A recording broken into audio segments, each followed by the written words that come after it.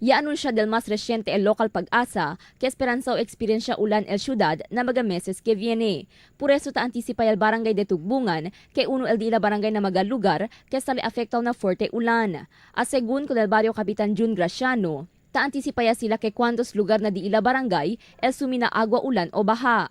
Este por causa por cuantos año ya, cada vez en cuando kay forte ulan, el cuantos lugar como el Barigon y Urbanpur el tasumina baha.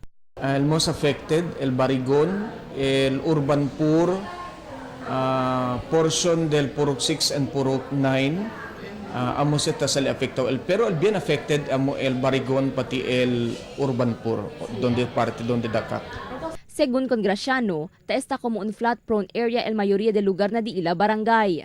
Por eso, de más temprano durante el tiempo de soles, ya principia según sila el conducta del dredging y limpieza na río. Este para menor el volume del mga basura, aberfronto a baja el nivel del agua ulan llegar el aguacero. Además, lingas na lang según del barangay, amo si en tal caso man encuentro el agua del río y agua salaw desde el mar durante el high tide. Este según ta causa para sumina baja el cuantos lugar na barangay. Sige-sige el ulan, ordinary baha, manageable, kaya di sir taman baha man, hindi taman overflow.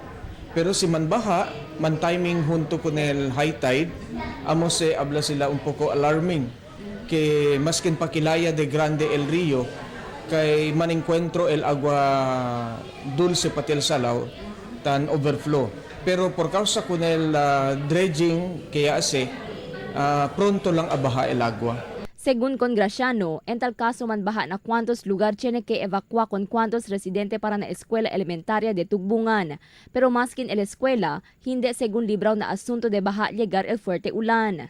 Aviso del barangay oficial na di este mga constituentes, amo para el di la cooperación durante el calamidad y emergencia. Crisel Almonia, Dateline Zamboanga.